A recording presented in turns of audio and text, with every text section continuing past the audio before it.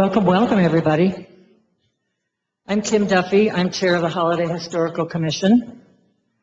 The purpose of our commission is to research and preserve Holladay's history, the people who lived here, the things they did, the things they built, and then we share the information with the public. We've had historians come from all over the state to drive around Holladay and look at the buildings, look at the people, write new research on our city, and then come and present it to the city. We've had pioneer history, early 20th century history, mid-century modern history, Native American history, history of the landscape, history of the cemetery. That was fun. We had a bagpiper out front. Tonight, we're going to hear about vintage signs of Utah, so that when you're traveling around this summer, you can say, whoops, I kind of like that. You can say, hey, I know now why there are so many motels in Utah with exotic names. Oh, and afterwards, Lisa Michelle, we don't sell books here at the city, but I will put this out front. You can take a photograph of the address if you want to buy one of her books later on. Okay, here's Lisa Michelle Church.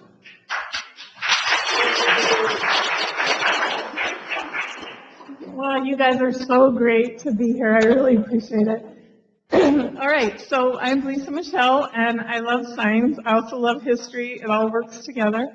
I give speeches all over the state. I was really honored to be invited by Holladay, and I did learn a lot about Holladay in my research. So, as Kim said, I've done 2 books. The first one, Volume 1, was in 2022, and it really is just fine pictures. But the cool thing is, at the back, I know it's kind of little, there's something on every single business that has a sign. And this is the real jewel of the story. And then this year, November of last year, I did Vintage Signs 2. And it's just my archive divided exactly in half. So I knew if I put them together, it would have been like too fat of a book.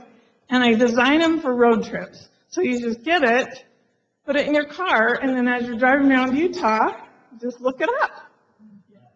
You see a cool sign and you look it up. And then you look about the cool entrepreneurs that started that little business. So 200 pictures in each book, and the first volume is about the history of sign making, which I'll talk a little bit about tonight. And then the second book is about which communities in Utah are preserving signs, and how does that maybe inspire other communities to do sign preservation. So a little different angle in each book.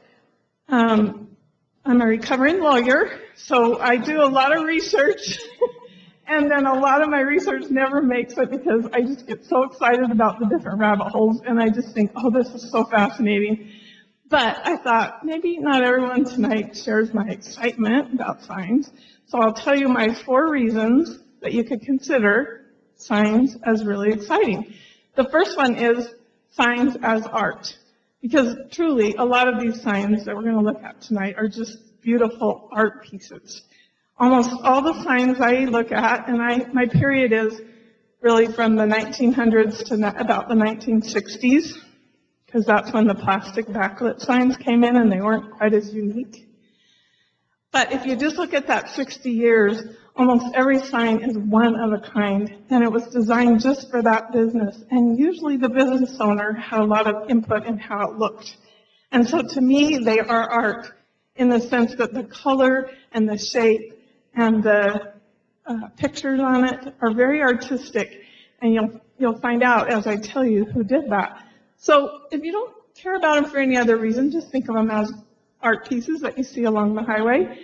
A second reason is what I said before. This is actually a gateway drug to the history of entrepreneurs in Utah, because it really tells you, and guys, I get a little misty-eyed, because it really tells you about a period in Utah's business history that we probably will never see again. And I didn't realize that. This was one of the fun surprises. But as I looked up, Burl Stark's business, which was a garage and sugar house, or the Ritz bowling alley, Mr. McCullough. Every single one of these people had kind of the same path. Utah was in its third or fourth generation of families. There was really never going to be enough agriculture to support all these people. Tourism was coming. And so a lot of these men and women went to either World War I or World War II, came back, got married, settled in as close to their hometown as they could, and built a motel, or built a cafe, or built a garage, or built a grocery store, or built a theater. And it just is really rich and incredible to hear about these people's lives. Most of them had their second generation take it over, and sometimes even the third and fourth, and sometimes even more. But the idea that those men and women lots of times lived on their property, and they served the public all hours of the day and night, but they also ran for city council. They also worked in the Chamber of Commerce. The most fun part when you're a nut like me and you're looking at old newspapers is how many of them sponsored softball teams and basketball teams and bowling teams. And so you're trying to find out about this business, and all you find out is the score of the team that they supported. But I would just urge you to look at signs as a symbol of that rich business history. We'll obviously have a different type of entrepreneur in the 21st century, but that type of entrepreneur is really documented by signs. A third part is the idea that signs speak to us from the past, and they still can tell us stories today about what was important back then. And the idea that buildings sometimes do that too, and those of you that love architecture know that preserving an old building is a way of letting that building continue to speak to you from the 1800s. Well, in the same way, signs do that. They will speak to you about what was important in that decade or that year. And I love that idea of the continuing voice. And then finally, which I think might be really interesting to you guys, is they define the streetscape of your community. And you don't even know it until I start talking, and you're going to be like, oh yeah, I always knew I was almost to Grandma's house when I saw that giant bowling pin. And it built the map inside your head ever since you were a child of what your streetscape looks like, what your community looks like, what it feels to be a Holladay resident or a Sugar House resident or a St. George resident. And that happens so young and so often that you really don't realize it was signs that did it to you. So I encourage you as you listen to me tonight to be open to how that might have happened in your own life, whatever community you grew up in. Those are my 4 ways that I really like to look at signs. What I thought we'd do tonight is I'll tell you a little bit about Utah sign history, and then we'll go into the ways I think signs speak to us. And you can argue with me in the question period if you think I'm wrong. Then I'll talk about Holladay, because I did put my time in at the state history people, and I really got a lot of interesting ideas, and I got some pictures. And one of my friends who does signs, David Brimley Neon, he grew up here, so he gave me some tips and a couple of pics that I included. So we'll talk about Holladay, and then I'll finish by talking about these other communities that I've documented that really do sign preservation and give you some ideas. And along the way, I'll just sneak in my favorite signs for no reason at all, because I love looking at them. But I did ask, how do vintage signs enhance your community? And I hope that you will feel that by the end of the evening. So first of all, I thought you might be interested in the Sugar House view. This is 1949. If you're standing at the corner of Sugar House, 21st South and 11th East, and you're looking west, and you kind of know because of the monument that's there, and that's now a plaza, but I just think this shows you in a really vivid way how welcoming signs make a community, how much energy they add to the streetscape of Sugar House as it was becoming its own town, and also how prosperous it looks. So on the left you have Granite Furniture, which is the blade sign that's vertical there, and you have a couple other Granite Furniture buildings. But on the right you have a shoe store and a bakery and Woolworths and Ben Franklin and a bank. And this is, again, a thing about Utah that if you were to freeze time in 1949, which is a pretty prosperous time in Utah, every little town had that same configuration. You know, and Holladay had some version of it. Maybe not as much as Sugar House, because my friend Rita tells me they often went to shop in Sugar House from the Holladay area because it was kind of a booming place. But anybody else just see beauty in that picture? I think it's a really fantastic way of seeing signs as art and what they added to that little downtown. The actual picture, which is a state history picture, has a gentleman who is a cop, and he's patrolling. And the picture was taken of him patrolling, and he's standing in the foreground. I cut him out because I like the signs to be the focus, but it's really kind of just a symbol of mid-America in the mid-century. Now, I thought I'd give you a couple of Holladay views. We're going to talk about these in more detail, but this is a good way of looking at Holladay in the 1930s and then Holladay in the 1970s. From what I understand from Stephen Carr's book, and I use this quite a bit. You guys are familiar with it. I highly recommend it. If you don't have it, you should get it. Yes, it's for sale. It's a really great book. And he has pictures I couldn't get anywhere else. But he kind of gave me an understanding of how there were these three main thoroughfares, Murray Holladay Road, Highland Drive, and Holladay Boulevard, and how the community grew up around those intersections. And I think it's so fun to just look at them. And this bottom picture doesn't do justice, I don't think, to that. I've driven that intersection since the 70s. I really remember the showcase sign. That was a pretty big, colorful sign there, Carlos Smith. I know it's probably a lot different now, but does it feel like home to you? Do you see the patterns of the roads? On the right side there, you can see the gas pumps that become eventually Carlos Smith service station. So we'll get to more Holladay later, but I thought that was an interesting little snapshot of where we're going and where we've been. So, signs as art. As I said, this surprised me when I got into it. I thought, who did these signs in the first place anyway? Did people just hire their brother-in-law to paint a sign for them on a piece of wood, or what happened? No, actually, starting in the 1900s, when the commercial environment in Utah really was developing, the sign artists were actual oil painters. And so I picked these two to show you.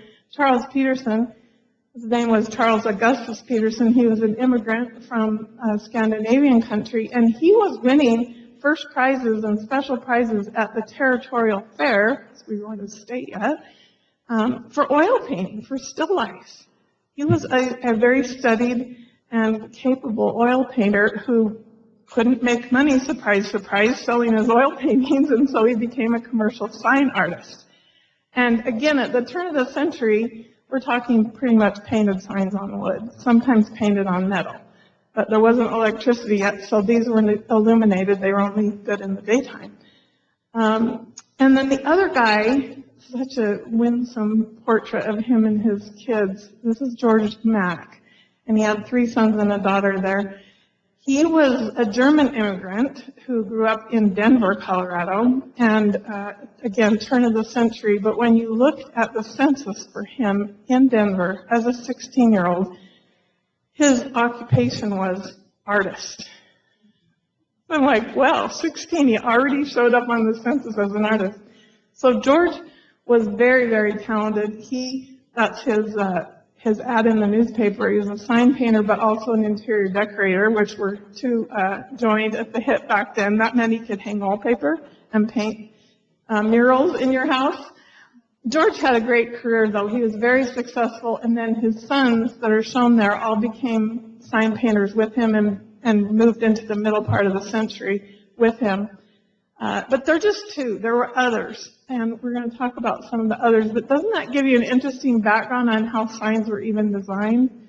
So get in your mind that in the 1900s it was billboards, once in a while a scaffold sign, which is a metal sign standing on top of a building. So it looks like a billboard, but it's actually got letters. If you remember the Hotel Utah scaffold sign, Hotel Newhouse, scaffold sign. And then electricity comes in the 1920s, and just some really incredible electrically illuminated signs in Utah. And they're in my book. I don't have time to show them all of them, but thousands and thousands of light bulbs in these signs, because back then they didn't envision something like neon coming along. So they were just thinking, how are we going to get the most beautiful artistic effects? And they thought, well, we'll just do bulbs. And so Sweet's Candy Shop had a really beautiful, if you know Sweet's advertisements. And these electric signs, you think, well, they must have cost so much money, so much electricity. No, because in the 1920s, Utah Power and Light had tons of electricity, but no one had appliances. And rural electrification wasn't even throughout the whole state. So Utah Power and Light was so on board with electric illuminated signs, and they were just like, we'll give you a deal. And sometimes they wouldn't even charge them because they could show, Utah Power and Light at the end, and it was an advertisement for them. But electric signs were just so incredibly beautiful and then completely eclipsed by the neon. You'll still see some bulb signs, but mostly the neon overtook, and for good reason, because it's really, really incredibly beautiful. So this is when neon lights up the town. These are just two examples. Coconut Grove dancing, a complete palm tree out of neon. That's artistry there. And the Schlitz on draft and the Mint sign was a bar in Salt Lake City. So this is both of these were done in the very early days of neon. And so just so you have in your mind, some of you probably know this, we have a great executive of YESCO here. He knows all about it. But the amazing thing is Claude develops neon in France by accident. He's just mixing some gases, and all of a sudden he sees how beautifully they color up. And so he decides that maybe there is something besides an industrial use of it. Maybe we could actually make something beautiful. And so David Brimley, the sign artist I referred to earlier, he says it's like capturing aurora borealis in a tube. Isn't that so pretty? And so I just will tell you my crude understanding of how it works, because when I've seen people bend neon, it is really one of the most stunning things. Number one, you cannot computerize this. This is not going to be done. I mean, it could be simulated, but it could never be done in the real authentic way. So you take a tube. In the old days, it was a clear tube, and they had to mix the gases to get the few colors you could make, the blues and the pinks. In the more modern era, the tubes became colored, and then they illuminated from within. But you take that tube, some of them wear gloves and some of them don't. They hold the tube over a live flame until it gets warm, and they start bending it into the shape of that S on the Schlitz. And they better do it quickly, because it's going to harden very quickly, and if they mess up, garbage. You got to start all over. So don't you have more respect for these intricate neon signs that you've seen?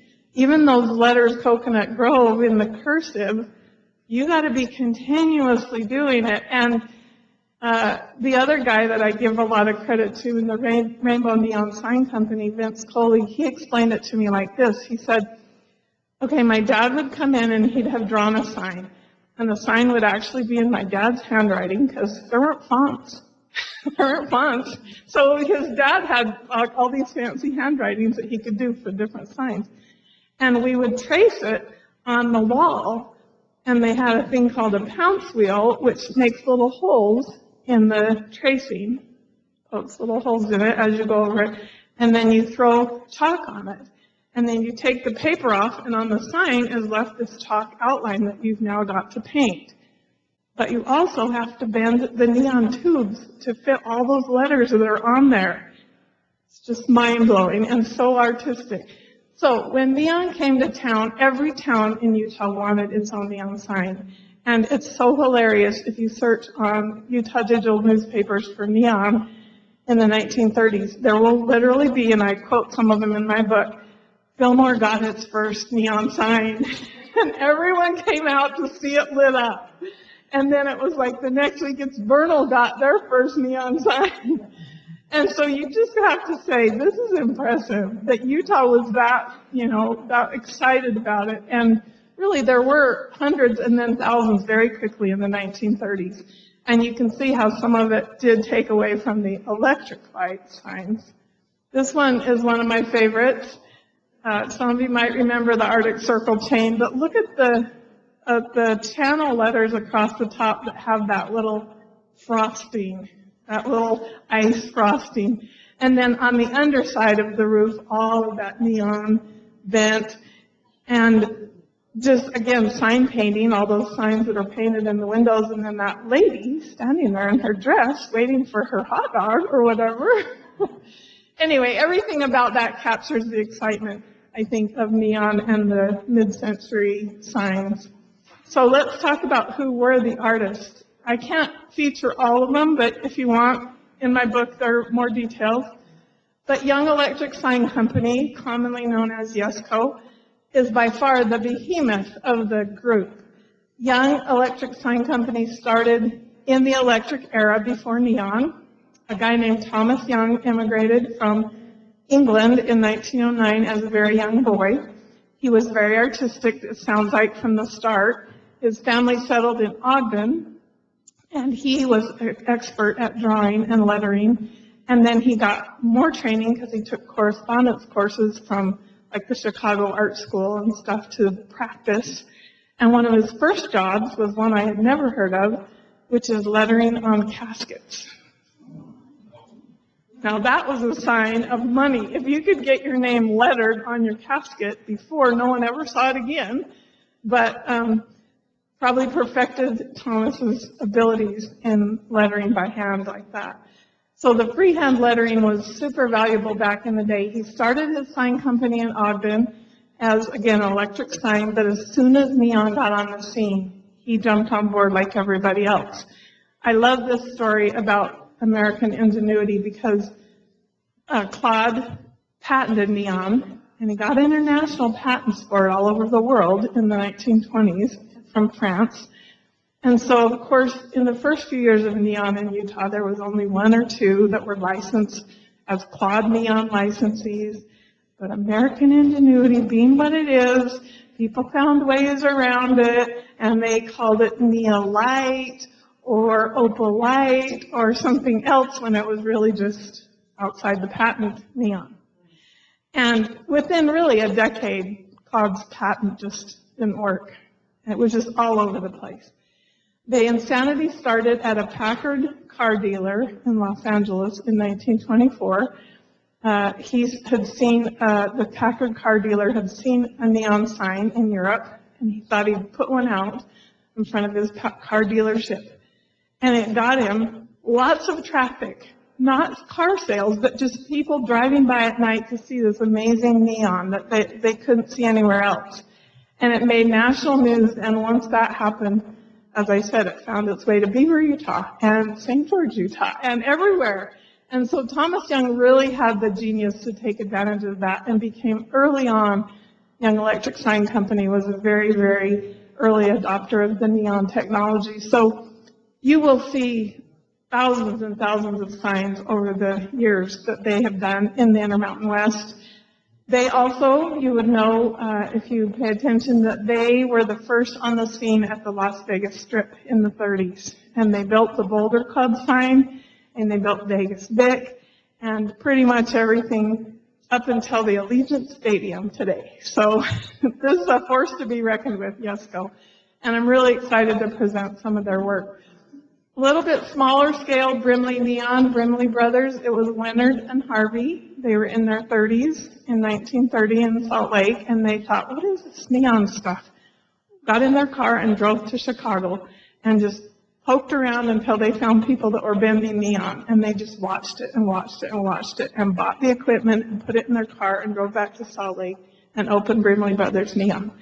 And David Brimley is multi-generation business. His daughter and her husband are still bending in his shop today, and he has a grandson, Oscar, that might go into the business with him. So lots of Brimley signs around. You guys can claim him as a native son of Holladay. and he's the one that did the cotton bottom restoration. So honors to Brimley Neon. Lots of cross-pollination between Brimley and Yesco and Rainbow, but you got to recognize the early pioneers. And then Rainbow Neon Sign, which was located in Sugar House. This is their Sugar House location that I show there. That was started by a couple of boyhood friends who really grew up wanting to do something in business, but were very creative people too. And so they did signs like the paint pot and Holladay lumber, and some of those early signs on the east side here. They also hired a guy named Lloyd Coley in 1954, who was a Weber State art graduate. And Lloyd was a genius. He's the one I told you Vince said it was his dad's handwriting. Vince, and he learned at the foot of his dad, just like David Brimley learned at the foot of his dad and grandpa. They just, started by sweeping up in the shop and then watching and saying, yeah, can I do that? Can I bend that? And finally they got to try it. And Vince is still around, and he's a great interview too. He gave me a lot of the sign pictures from the old days that his dad had done. And you'll see that he had the honor of restoring some of his dad's work, 50 years after the fact. So lots of going around and coming around, that kind of thing. But at least I like to pay tribute to those three. There were others, Monet Neon, Marvion, and they're all covered in my book.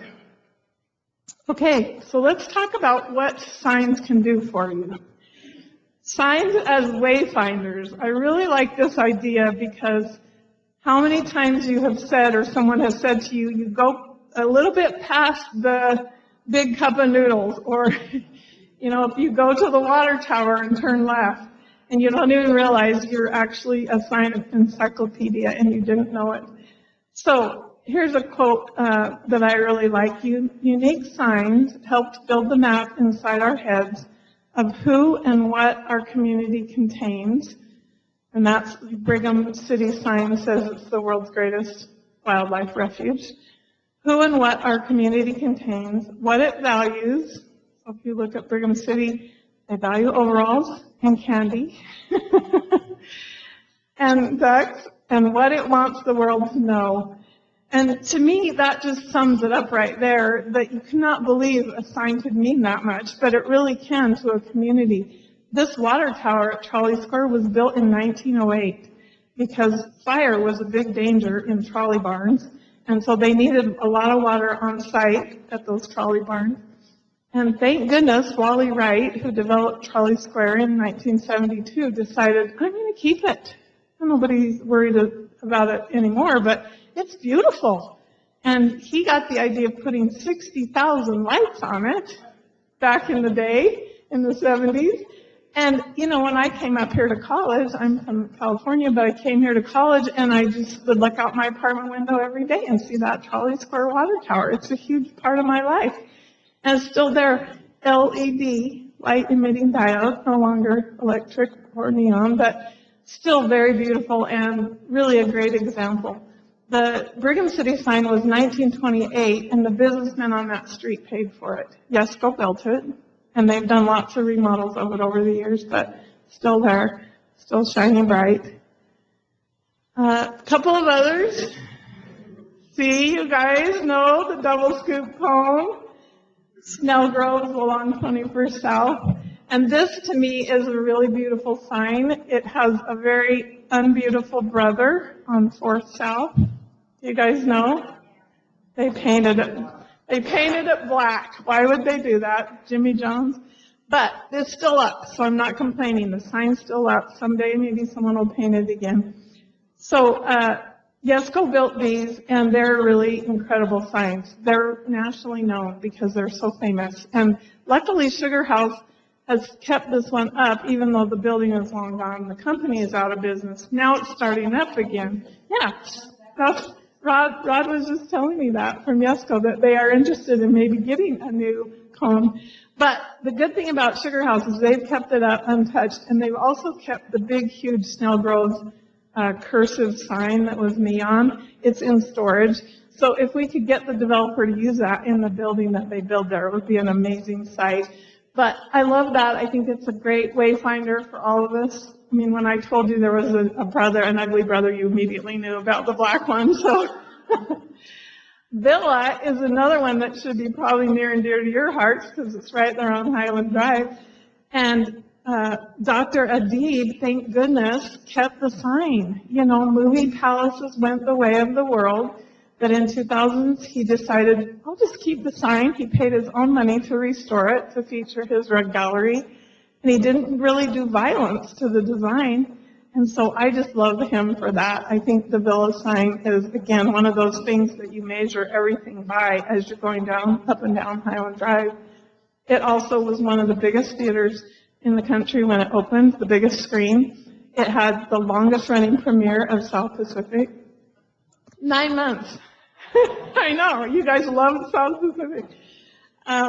But the other thing that's great about the Villa is Joseph Lawrence. He's going to factor into our Holladay theater story in just a minute. But Joseph Lawrence was a big theater promoter in Utah that built the Villa. Okay, so another idea that I love is the collective community memory. We all have a memory of the sign that swayed back and forth as we went down Highland Drive. And there'll be a group of you in here that say it's Don, Phil, and Andy, and another group that say it's the Tres Hombres. And you're both right, because this Carpet Town sign went in 1960. It swayed back and forth. Those were the actual guys. I gave you the newspaper clippings so you could see their real faces. Not so different from the faces on the sign. But remember how I was telling you about business entrepreneurship. Okay, 1960, what's happening in the East Bench? Carpet. So many new houses being built on the East Bench. Everyone wants wall-to-wall carpet. So these guys came in at exactly the right time. Carpet was the most popular thing. They sold. And then I was reading the newspaper article in the 80s when they're retiring, and they're like, we've had kids of the parents that originally bought the carpet from us come and buy carpet, and we think we probably need to retire. So they quit, and Tres Hombres was right next in a littler place, and they decided to buy the building and keep the sign and just modify it. So weirdly enough, Tres Hombres has been there longer now, since 85, than the Carpet Town guys were. But think of the continuity that builds in your community memory of just the swaying, I mean, for whatever your reference point is. Historical signs give continuity to public spaces, becoming part of the community memory.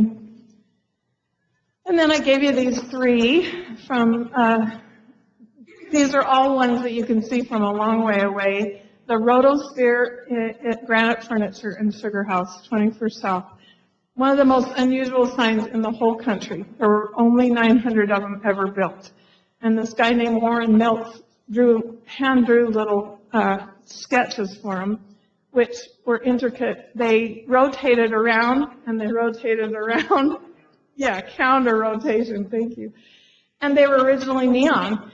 And Utah now has one of the last 5 that are still operating in the whole country. And that's because YESCO has helped us maintain it. Sugar House Community Council has helped us maintain it.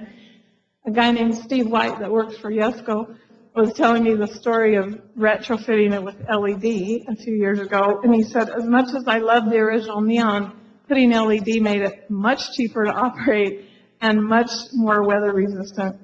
And so I love it. And it does make for a fabulous icon in a community. The Ritz Classic Bowl, which actually isn't the actual sign. I'm sorry to say, I always wish it was, but it blew down. Yeah, it completely blew over and got crushed. But here's some great community leadership. They said, we'll let you build those apartment homes if you recreate the sign and call it Ritz Classic Apartment Homes instead of Ritz Classic Bowl. And so, as I said earlier, Vern McCullough was the king of the bowling alleys, and he had the Ritz Bowl.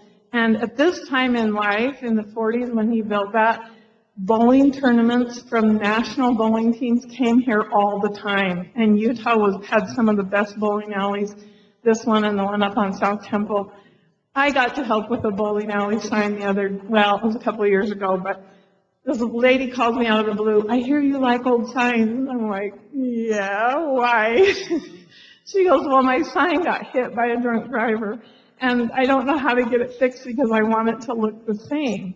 This is Bonwood Bowl on Main Street. You guys know Bonwood? So it's a big bowling pin too, and it had all this neon on it, and it had Bonwood in neon, and it has a bowling ball. Anyway, she is the greatest person. Her family, her mom and dad, Bonnie and Woody, Bonwood Bowl. I'm telling you, these entrepreneurs, you cannot make this stuff up. They're so creative. And so she's still working there, and her kids are still working there. It's the third generation, and they want to keep the sign. And so Yesco helped us out, and we got a little fix-up of the sign. It's not perfect because we couldn't recreate all the neon, but David Brimley came over the day we unveiled it, and the only thing I did was just get a little publicity for it because I thought it was such a cool story that they were keeping the sign when, you know, they could have easily just said, put up some plastic thing and call it a day.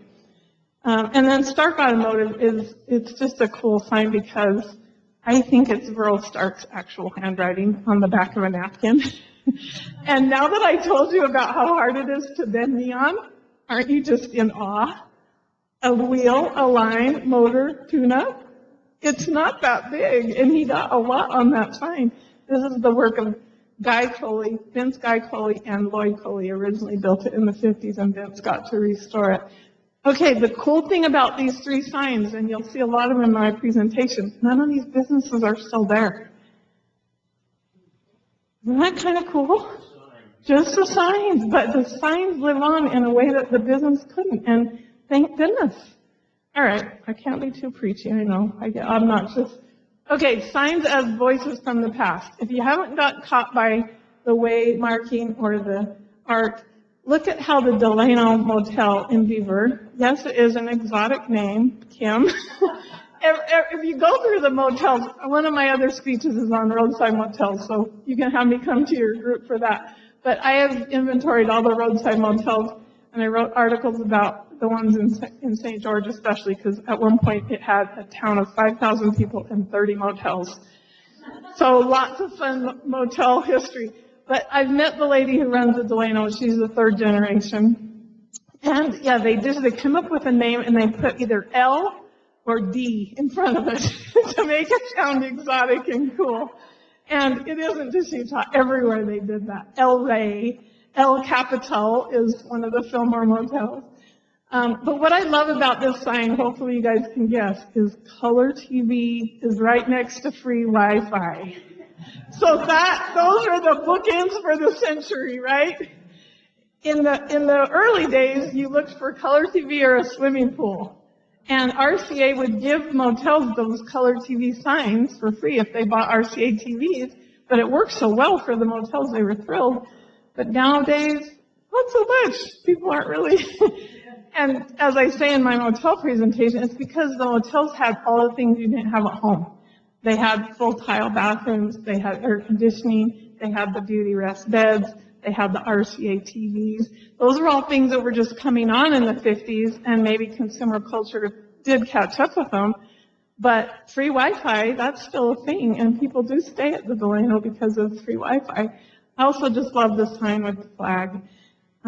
So it tells me a lot about the past. That's an example of a sign speaking to me from the past. Lee's Mongolian Barbecue up on Washington Boulevard in Ogden. So this is a guy, Dan Lee, comes from China and brings his 12-year-old son, Xiao Lee, and they decide, no one has done Mongolian barbecue. We're going to do that. And look at that amazing noodle sign out of neon.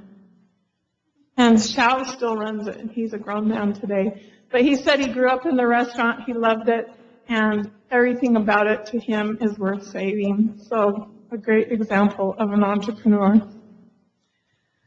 So historical signs allow the past to speak to the present. The past to speak to the present. So merchandise of the finest quality, that is Summit Mercantile in Colville, Utah, third generation Blomquist family. That building says a lot. But without that little saying, I don't think you would know that it was merchandise of the finest quality from 100 years ago. And much the same, Mrs. Backer's.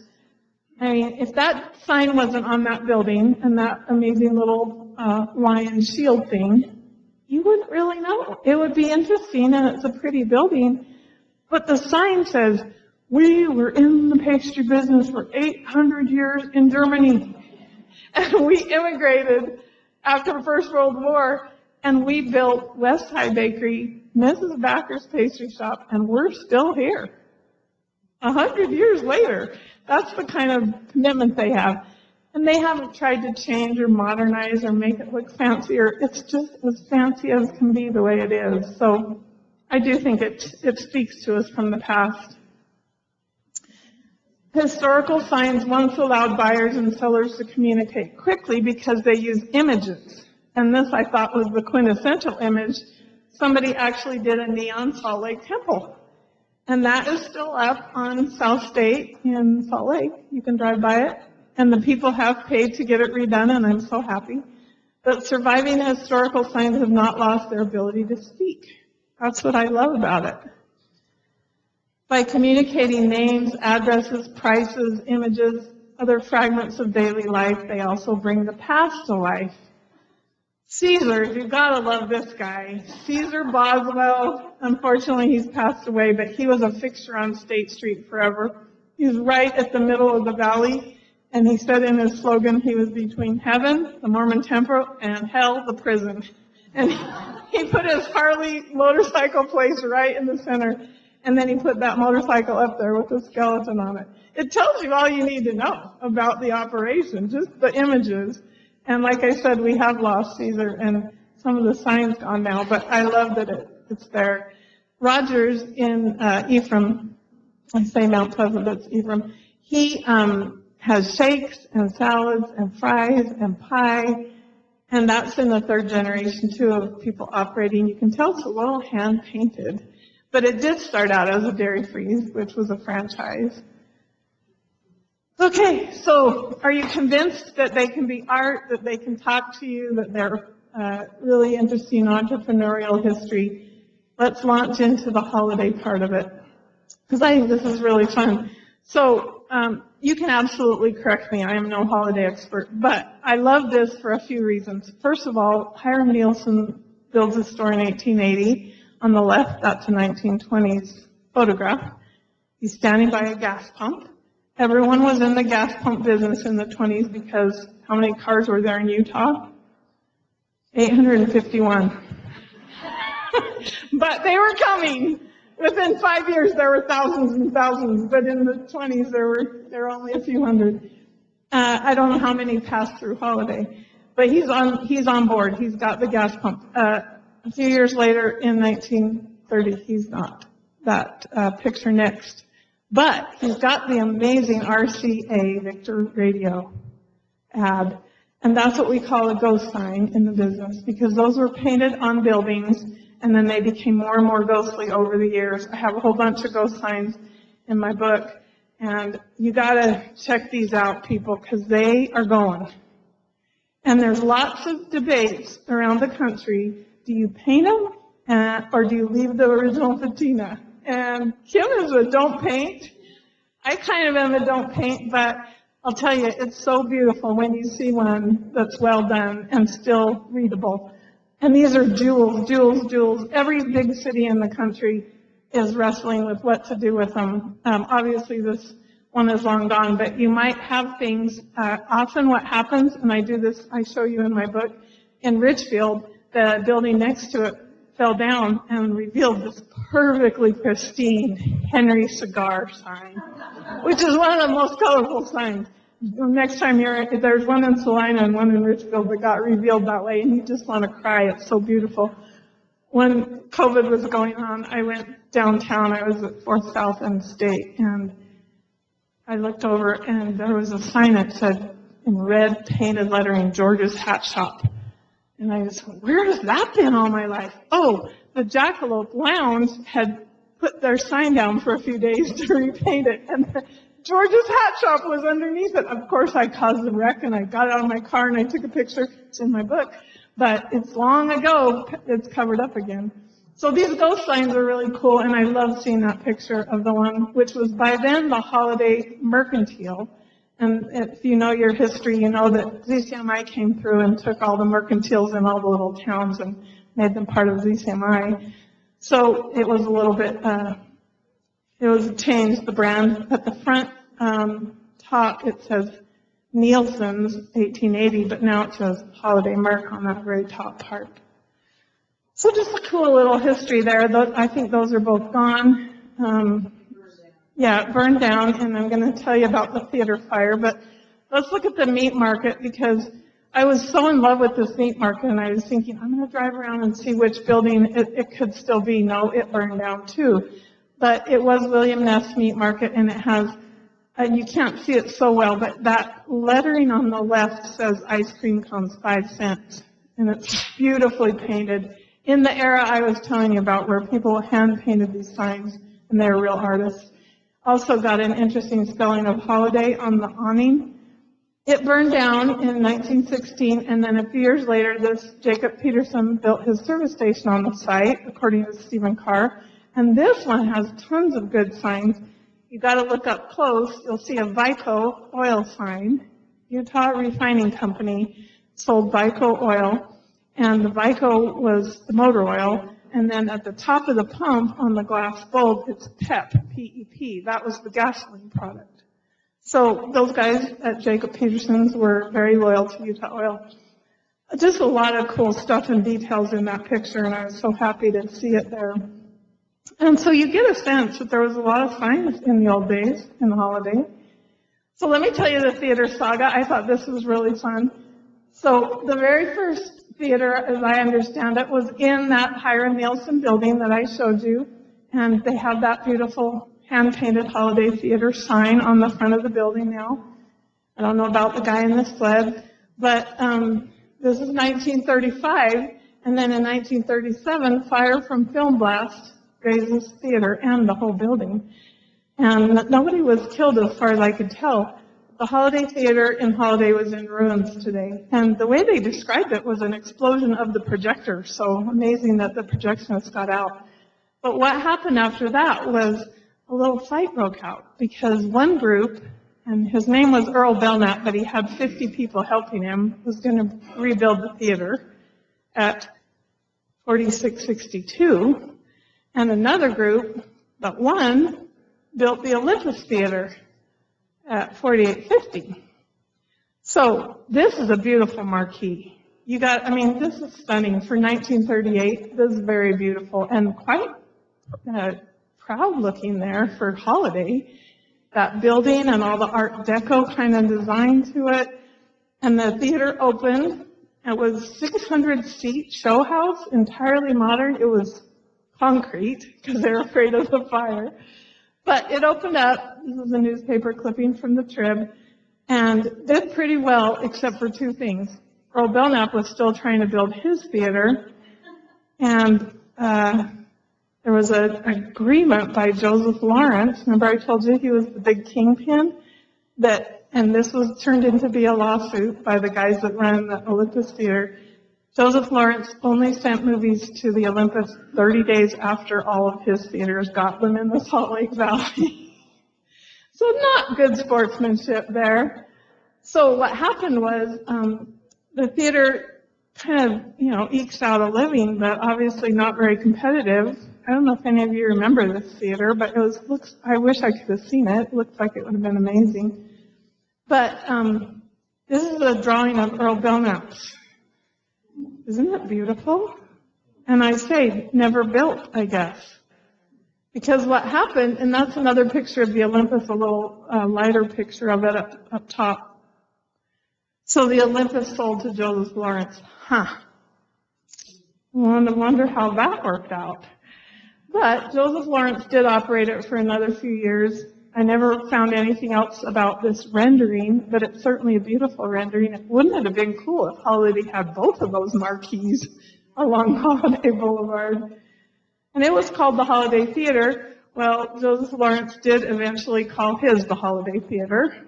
That's the Olympus remarqueed with Holladay in lights. I bet that was stunning too. I don't have any color pictures, but even just the lines of it are just beautiful. And so it reopened in 1941 with new equipment, And then in 1951, I would assume that's when it got the new marquee, but was it all there until the days of the Holladay Village? No. What? It was right on Holladay Boulevard where Valley View comes in. Okay. It was on the west side of Holladay Boulevard. Now there's just a housing development. Yeah, okay.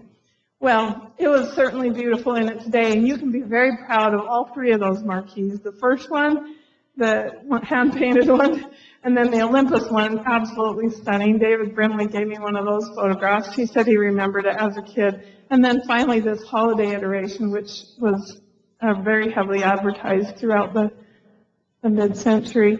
I like this sign because this is Ian Howard, and he did his store in the 30s. But the thing I like about it is what's called a privilege sign, red and white. Red and white is one of those buying cooperatives, kind of like IGA. So in the 20s until the 40s, Howard was able to get a lot better prices by being part of the red and white. They weren't a franchise. They were just a buying coalition. Then they were accused of antitrust practices in the 45, 46 era, and they didn't have that anymore. But this is a real priceless photograph for that reason.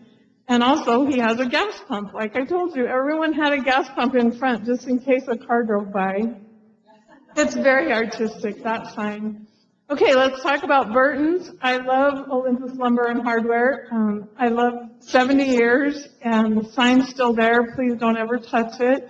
If you ever want to, or someone offers you $60,000 because I'll put in a collection somewhere in Montana, just call me and I'll raise money for you to keep it because I can't stand to see it go. Burton's obviously was added in 1966 when they took over.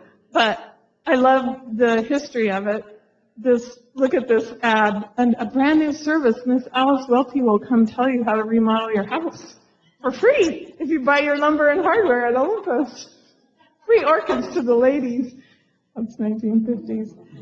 But as far as I understood it, the history was this. It was started by someone named Anderson, and then Tri-State operated it, it looked like, in the newspapers during the 30s and 40s. And then it was purchased by the Papa Nicholauses, the builders.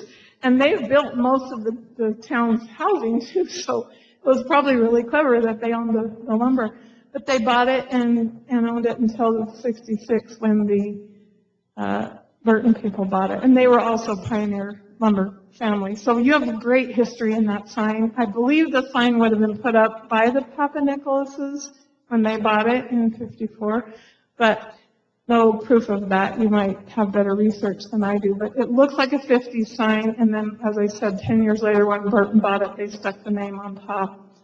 3 generations of Myers at Holladay Boulevard. I love these signs. Again, privilege signs when Coca-Cola would have given them a free sign just to show Coca-Cola on it, and they could put whatever they wanted in the middle. And I just show how 3 generations of Myers. I wish you still had that arrow sign. Man, that would be something to look at. Really beautiful. Like, where would that have gone when you took it down in the 70s? It was from 1948. Yeah. Don't even say the landfill. But I love the way it's still there. And the Myers sign is actually pretty cool now. I just was so proud that it was still there. And then Leslie's. This is a really great sign and a local family. And 1975 is when somebody wrote that beautiful script. And that is in the old days, like an old font, right? And it's still there today. And 50 years of baking, I understand they've sold it to the Herreras, but it's just so cool to me that the sign's still there, and I hope you think it adds a lot to your town. And then my last one is Dyer's Inn, and this picture came from David Brimley. But look at all the signs on here. This is a mine of wonderful signs. Fisher Beer, which was always a neon sign there, and that's what we call a blade because it projects from the building. And then the Coca-Cola privilege sign on the left there. And then what's the fascination with Cracker Jack? Was that a real big draw? But I researched the history of the Cracker Jack logo, and this could have only been in the 30s or early 40s because the logo changed after that. So that does date the picture. And very cool signs. full of signs everywhere in that thing. So David tells me those pillars, those stone pillars, are still part of the building that the Heather and now the Tuscany has. So, yeah, that's wonderful preservation.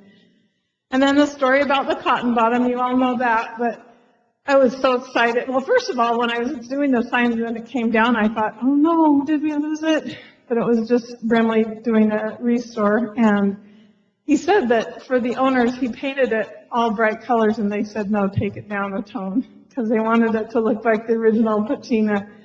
But this is one of a kind. I don't know how they get away with stealing Bugs Bunny and not paying royalties, but I say more power to them. Possession is 9/10 of the law. This is the best part of it right here, the arrow points. David did give me a clue as to who he thinks shot all the arrows in it. But he said he wasn't going to incriminate people, but he thinks it was a neighbor. A few boys were practicing their arrows. So he fixed all of them except the one. He left the arrow point in there, and it's still in there. And that he sent me those pictures. I thought that was excellent. All right, so let me just tell you a couple things about Holladay residents. You already know this, but the Walkers really influenced a lot of downtown signage. And one of the most iconic wayfinding signs in the world is Walker Bank's weather tower. And so in the early days, 1912, Walkers, Walker Lane, etc., they had that beautiful Walker Bank sign right from the very beginning. In 1912, it was an electric sign. And then, of course, it became the tower in the 50s. Each one of those letters is like 12 feet high, and it's made out of metal. Try to get that up there. And that, remember, was the one that blue if the weather was getting bad, red if it was really bad. And I just love that sign. Again, I could see that from anywhere in the valley. And then they made them take it down because of ordinances in the 80s. What are you thinking? But then they got to put it back up in the 2000s, and Yesco's been heavily involved in this one, and also Vince Coley at Rainbow Sign, and now it is LED, again, a much more environmental friendly, and also they can do, purple and green and yellow and slashing, but I just care that it's still up. It's really important. And so Paris was the Dreyfus family, Walker Lane residents as well, and they did not short on any signs. Look at those signs. These are before neon. This is just electric signs on 3rd South in Salt Lake. Pretty amazing. So I'll just tell you about these 3 communities. Sugar House, I'm very proud of the people in Sugar House. They've had this horrible construction going on, so you can't really enjoy it. But have any of you been in the Hopkins Brewery? Because when you go in there, that sign from Granite Furniture, which used to be on the outside of the building, is perfectly preserved as their interior wall in the brewery. So go buy a drink from them, because that is just the coolest thing ever that they did that. And, they didn't have to. They could have just painted over it. But the old photos show us that that was a ghost sign on the outside of the building, and now it's a wall in the brewery. The Salt Lake costume sign, as I told you, this is one that the Coleys did from Rainbow Neon, and Vince got to restore his dad's work 50 years later because the Hardy family bought the costume shop. It had closed, and they were making it into a costume apartments.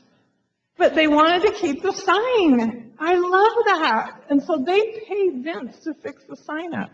And then I just had to show you my little discovery up at top there. That was one day when I do walking tours in Sugar House, and I was walking up the ramp on the Wells Fargo building, and I looked down and I said, "What's that?" "It's a ghost sign." And everyone's like, "We can't read it. We don't know what it is." So of course I went to town, and it was actually the Beehive Bakery in the 1950s and 60s, and the guy, Fritz Hurdle, was the rye king of Utah. And he baked more rye bread than anyone into his 90s. And it was just like, thank you, Fritz, for leaving that little fragment so I could research your life. Ogden has also done an amazing job, 25th Street in Ogden. It was the Junior League that started to fix that place up. When the railroad left and Union Station was starting to go downhill and 25th Street was scary, the Junior League went down there and they put in sidewalks and gutters and really good street lights and started paying people to fix up their signs. And if you want to have fun, just go walk 25th Street in the evening. You will see incredible neon. This is a famous sign because it was in the movie Blade Runner. And Yesco did their artistry on this. And I love this story because Star Noodle Dragon was originally a Chinese restaurant and also had rooms there. And how would they ever get the idea to do that ornate of a neon sign in the 50s? But they did. And so by the time they were restoring it, Yesco had Steve White built all these models. And I said, why did you build the models? And he goes, I just had to see like how the curves went. I couldn't really do it until I knew the dimensions of the curves. I was like, but you built like 6 models. He goes, it just helped me. I can't explain it. But I mean, it paid off. Look how beautiful that is. And you can't get from here. But that tongue comes in and out. Like it's flashing, alternating. So cool. So I give big props to Ogden. And then they've done the Far Better Ice Cream is a scaffold sign, which you hardly see any of those anymore. And that's 100 years in business. It's a huge sign. It can be seen from the freeway. And then Helper. Any of you guys been to Helper lately? It blows you away the way they've done their neon. So that whole street is neon. The difference between Helper and a lot of places is there was 30,000 people living in it. And one day they just all left. And all the signs are still there and all the buildings are still there. And then about 10 years ago when the artists came back, they said, we're going to redo this. And they have done a masterful job. It's not just nostalgia.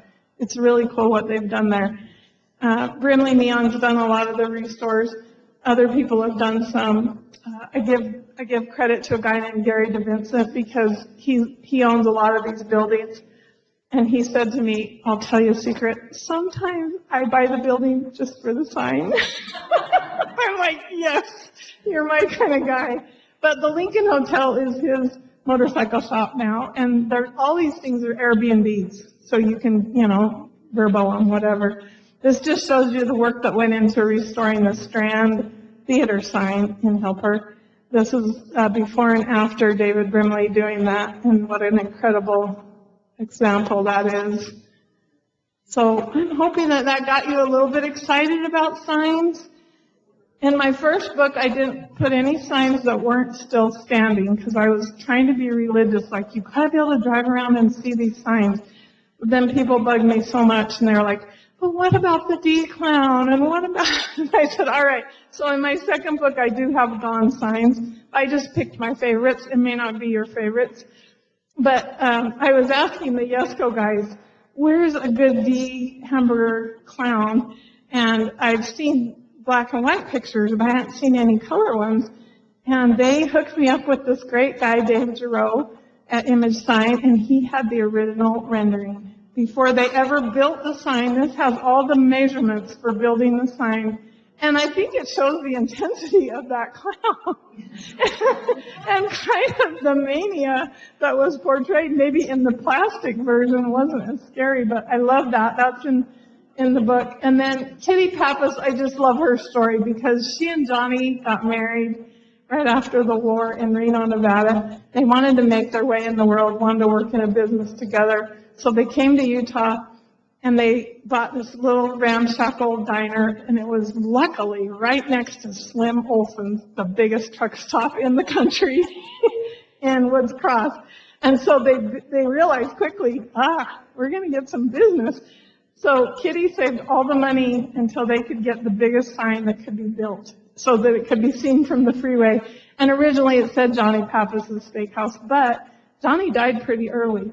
He died after about 10 years, and Kitty went on for another 40 years. She just barely died a few years ago, and the sign is in a collection now. But holy cow, it was pretty in the day, isn't it?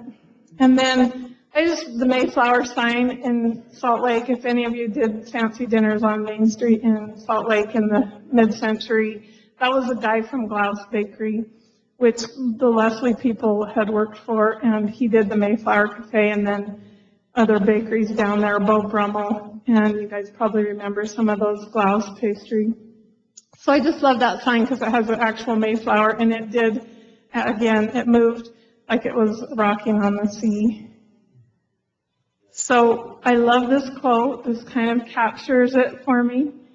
Neon signs and symbols were the light of the American dream. On highways, in center cities, along desolate stretches of our landscape, neon was the electric pen with which we signed our identity. And that guy, Rudy Stern, he's amazing, passed away, but his shop in New York is called Let There Be Neon. So I used Dars because she built that bar in Ogden, and I don't know if she's still alive, but she's operated it for her whole life, and you don't get a lot of cocktail neon signs in Utah, so I love that one. And then the heartbreaking one is that the Bluebirds, which I think Yesco designed, and it's all gone now except when you stand right in front of the door of the Bluebird Cafe and you look up. There is one last Bluebird. So thank you very much for your patience. I'll answer any questions.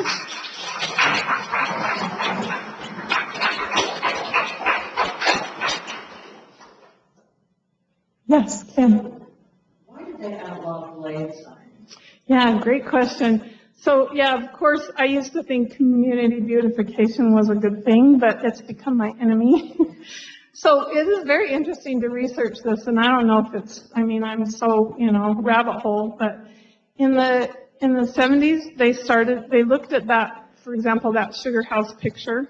I have a similar one of downtown Salt Lake, Main Street. Every single business had a blade sign projecting out from the building and really looking gorgeous and inviting. And most of them were neon. But they just got the idea that they looked cluttered, and they thought that they said they were dangerous. I never found an article where anyone got hit by one. But they just outlawed them, and they said it all needs to be flush to the building. And once they got flush to the building, it just lost all of the architectural interest and all of the welcoming, beckoning feeling of seeing a sign over a door.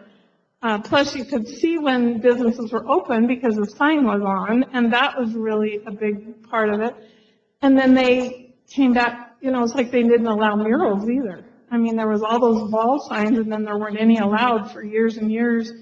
Now they allow them again, but you couldn't recover the blade sign because of, number one, the neon being expensive, and number two, because the people had by then gotten these backlit plastic things that were just flush on the building, and it was easier.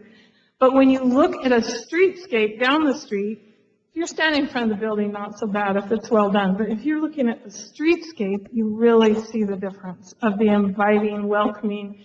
Oh, there's that business. I want to walk down to that shoe store. Oh, I wonder what that one is. Well, you don't get that with flush. So it was community beautification. And once they did it, it was hard to come back from it. No, they let them now, but it's just like I said, there's structural impediments to it. Other thoughts or questions, or anybody have any good memories of signs when I talk about them that bring back signs from your childhood? The Bluebird marquee. That was an actual postcard, a vintage postcard, and so the postcard is dated in the 60s. But when I did my presentation in Logan a few weeks ago, and I asked them, and they all remembered it into the 70s. But again, then, that one family operated it for almost 100 years. A new family bought it like 10 years ago, and they've never been able to get it off the ground. So I'm sure, money being what it is, they haven't been able to restore it. But where is that sign? Those bluebirds alternated going up, like they are flying away. I wish I would have seen that. Which reminds me of the popcorn sign. You guys remember the New Crisp popcorn in Sugar House? It did that too. Those bulbs alternated lighting up like popcorn kernels. I tell you, signs as art. Yes. I have a little interesting nugget of information. Sure. So, Florida Commons, the movie theater, further south. I was on the sign team that did that in the 90s. I'm a historic preservationist, but I was working for the side doing new architecture. Well, you got to make a living. And so I got to do a lot of the interior work. And so the inside of it is actually modeled after downtown Salt Lake. Oh. But custom-line marquees for each of the 4 hallways that we've found set of spheres. And there are actually all 4 of them modeled after spheres. Wow. They're actual signs that are done by a company in Las Vegas. That was my little like. That's amazing. Thank you. No. I love that. Yeah. So if you go over there, it's Yeah. Thank you. And thank you for your part in that. That reminds me of 2 things. Number one of the biggest businesses for companies like Brimley and Rainbow now are movie sets that want neon, custom neon, and collectors, obviously, restoring. But also, there's a lot of amusement parks that use them, and that's what made me think of that.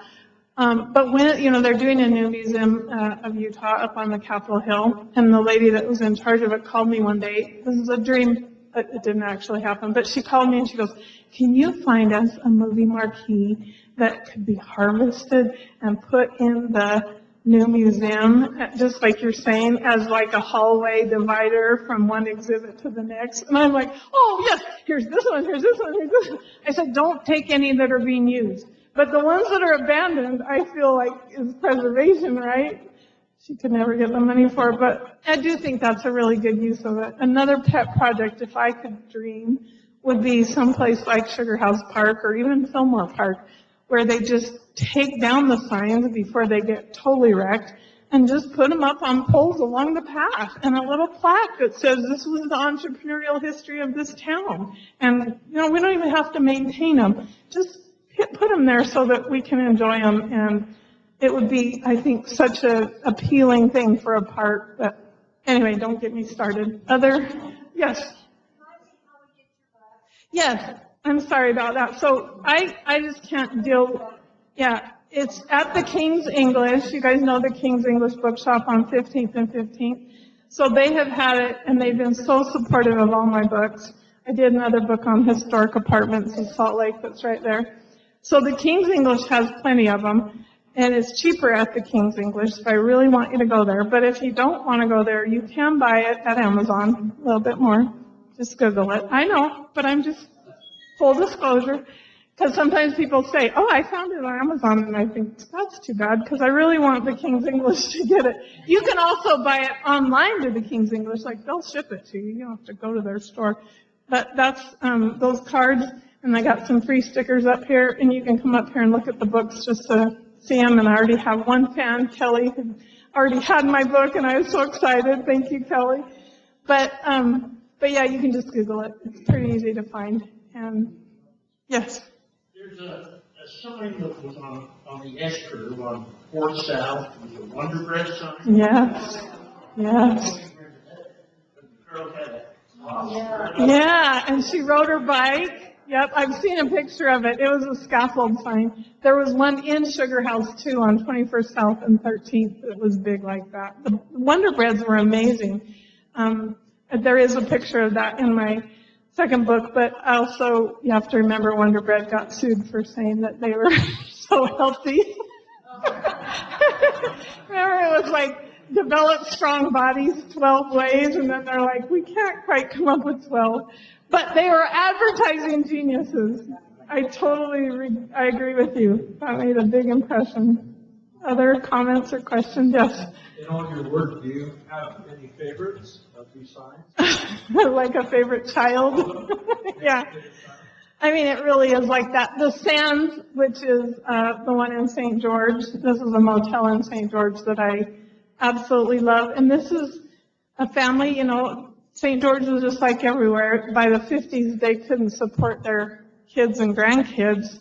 So they all built motels out of cinder blocks and gave them fancy names like Carolina Pines and the Western Safari. And this one was modeled straight up, stealing from Las Vegas, the Sands, even with the lettering. But these motels have cycled through, and there's a lot of Indian American families that own them now, and their family lives on property.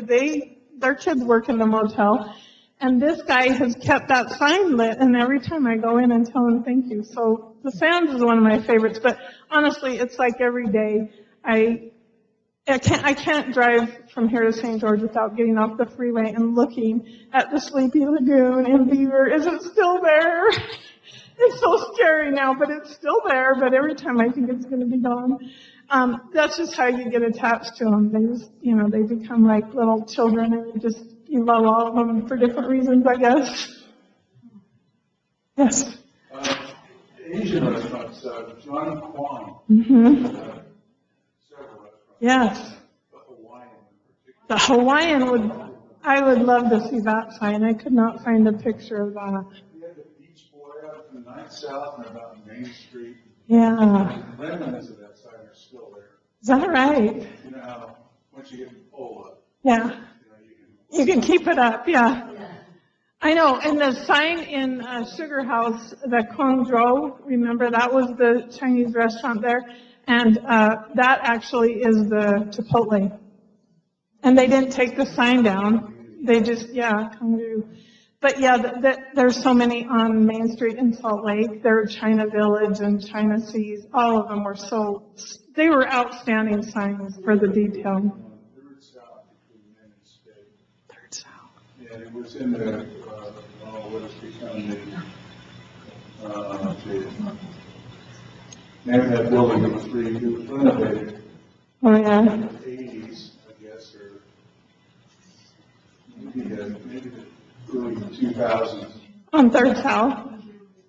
Yeah, Third South, it's right on the corner. Yes, it was the Auerbach's building. Well, actually, it's north of that. Okay, and then it was the Paris, and then there was a theater there. Well, we just crossed it north. Oh, okay. Oh, yeah, where they just kept the facade, but the interior wasn't. Yeah.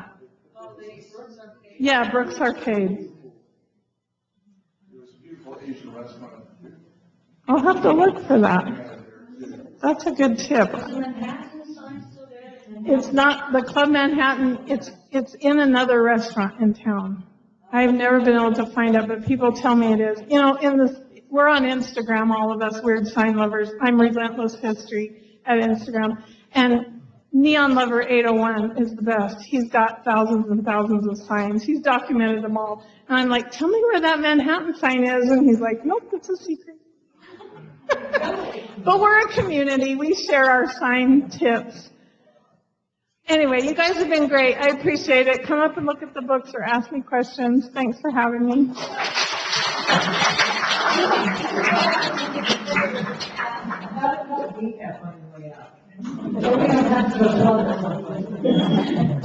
Yeah.